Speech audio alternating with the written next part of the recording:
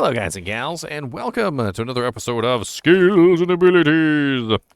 Today we're going to be looking at the Necromancer summon skill, which is pretty innocuous, but it is a very important one, and that is Skeleton Mastery. Skeleton Mastery affects so many things. It affects your skeleton's life, your skeleton's damage, your Magi's life, the monster's life down here, as well as the monster's damage. And all of this is, of course, very useful. If you're going to be leveling up your skeletons, or you're going to be putting points into your skeleton mages, or you're going to be using revives, all of this comes in handy to obviously up your total damage output. And for a measly 20 points, you get a massive bonus in pretty much 3 different skills. And it doesn't really matter which one of these that you end up using. It's absolutely a great one. Now, Skeleton Mastery's bonus is actually applied to these monsters on cast, not as a passive ability. So it doesn't matter what level the ability is later, it only matters what level the ability is when you cast the spell. So for instance, if I were to cast a skeleton without Skeleton Mastery, like say for instance I have level 21 skeletons right now, so I go out and I find a dead body, and I cast myself, level 21 skeleton, right? But with no skeleton mastery. He's going to have no skeleton mastery forever. So this paltry little skeleton is going to be a very, very sad little skeleton. And he will always be a sad little skeleton. There's no way to beef him up. Even if you eventually put points into your summon, your skeleton mastery later, like if I put one in now, he will not get that effect. However, any skeleton that I summon afterward will get that effect. And he stays at the level 21 skeleton mastery. If I take these 2 skeletons out and I let them fight, for instance, you will notice that the one without the skeleton mastery is going to die super easy, and the one with the skeleton mastery will not. And you can clearly tell the difference between the Skeleton Mastery one and the non-Skeleton Mastery one. The non-Skeleton Mastery one died almost instantly, and the Skeleton Mastery one is literally in there just tanking it up, right? Now, eventually he will die, but he took a lot longer to die than the non-Skeleton Mastery one. Now, not only does Skeleton Mastery give you such amazing effects, but obviously you can beef it up even further. So you can go all the way to the point where you end up with your maximum ability. Now, some of this stuff can be a little confusing. It says Skeleton's life plus 320. It says skeleton damage plus 80. Plus 80 damage doesn't seem like a lot, but it's actually to the base of the skeleton, not to the total number. So, for instance, if I were to beef up the skeletons right now to maximum, you can see that they dish out 599 to 603 damage per skeleton, okay? So 80, in the grand scheme of things, doesn't really seem like a lot there. But it's not giving 80 damage to the skeleton. It's giving 80 damage to the base of the skeleton. The number that's represented here is represented incorrectly, and it doesn't really kind of like tell the whole story with the skeletons. And on top of this, it makes it more difficult to calculate how much damage your skeleton is doing in terms of things like off-weapon ED. This is because the off-weapon damage, the 259% that is on the skeleton skill, is being applied to the damage of the skeleton and then represented as the number here. This means that the damage that's being represented is not his base damage. And so you cannot use that to actually accurately calculate how much damage he does when you combine him together with things like Might Aura, Concentration Aura, Fanaticism Aura, and things like Amplify Damage and whatnot like that, because you're not getting the full picture. And to demonstrate this to you, the easiest way to do this is just to reset the skills. Put 1 point into skeleton, and notice he has 48 to 51 damage. When I dump 20 points into skeleton mastery, if it really was only adding 80 damage, which it's not, you would see the damage only go up from 51 plus 80, which is 80, 90, 100, 131. So it would only go up to about 131 when I pump up skeleton mastery. However, when I pump up Skeleton Mastery, you'll see that it goes up to 237. And this is because the 80 is being applied to the base, and then the off-weapon ED is then being applied to the base, which is then giving us the total number of 237.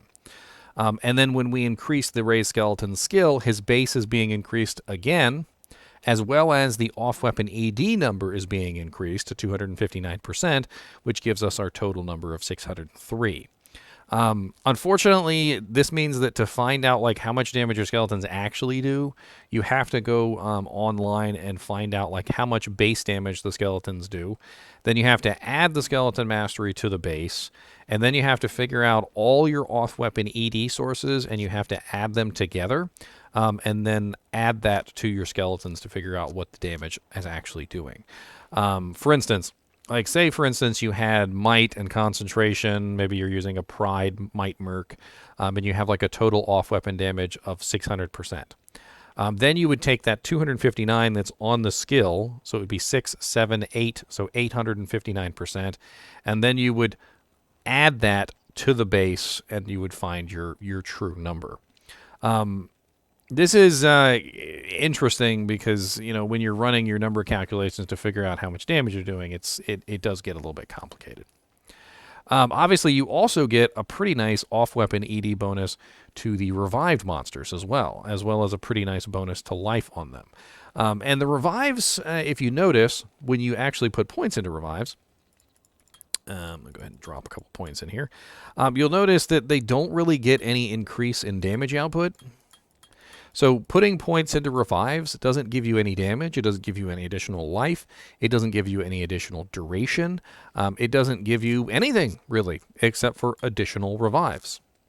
So putting points into revives doesn't really do a whole lot for you. In fact, a lot of people end up just dropping 1 point into it and moving on because the level of the revive ability only really controls the number of the monsters that you can revive.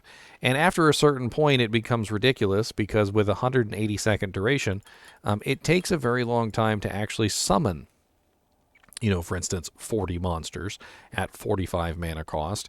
And there is a certain point of diminishing returns where you basically spend your entire time summoning them and spending mana to summon them, only for them to immediately die, essentially, upon once you've finally completed the army. And then they all start dying, and then it's just a process of repeating that cycle over and over and over again, where you're just constantly summoning new revives to replace the ones that are dying. And it does become a little bit obnoxious. But having a large number of revives can certainly be useful for telestomping. And obviously, if you're going to do telestomping revives, skeletons, and skeletal mages with your golem and your mercenary and all that, and you end up with a really large army, like you can basically roll in with a potential army of you got 15 and then 15, which is 30, and then you've got your 40 revives, so, you know, 40, 50, 60, 70, and then you got 71 with your golem and 72 with your, you know, your mercenary, and maybe even throw in some freaking summon wolves from a Hodo or something. You know, you can teleport onto somebody with a very large army and do some pretty significant damage.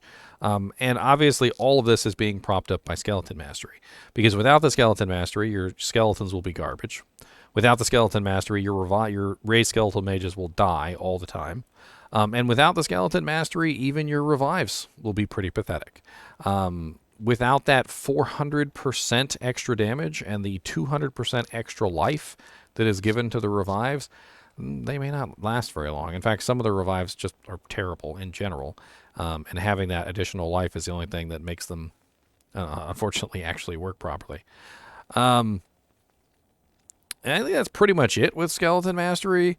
There are a lot of items that have Skeleton Mastery on them as effects. I can go over like a brief list real quick. Marrowwalks have Skeleton Mastery on them. They have 1 to 2. You definitely want to get yourself a pair of +2 Skeleton Masteries if you can. Arm of King Leoric has Skeleton Mastery on it of +3, and it also has +2 summoning, so it's very nice at a +5, which is honestly really good.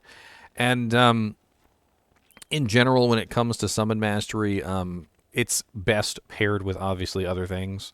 If you're not going to build a Skellymancer, if you're not going to have revives, there's no reason to put points into Skeleton Mastery. It doesn't do anything for your golems. And it's best supported with other abilities. So if you do end up getting Skeleton Mastery, you're definitely going to want to get Summon Resistance as well, because Summon Resistance is going to help keep your monsters alive also. So these two abilities between Skeleton Mastery and Summon Resistance are going to make or break your army, whether it is skeletons or skeletal mages. It's also important to note, however, that Summon Resistance does not work on revives. So if you're strictly using revives, you do not need Summon Resistance. However, if you're using the skeletons, the skeletal mages, or the golem, they are affected by Summon Resistance. Just a little tidbit there. I think that's pretty much it for Skeleton Mastery. As always, I'd appreciate you guys and gals watching my videos, even when we are just mastering skeletons. And as always, by the power of Grayskull,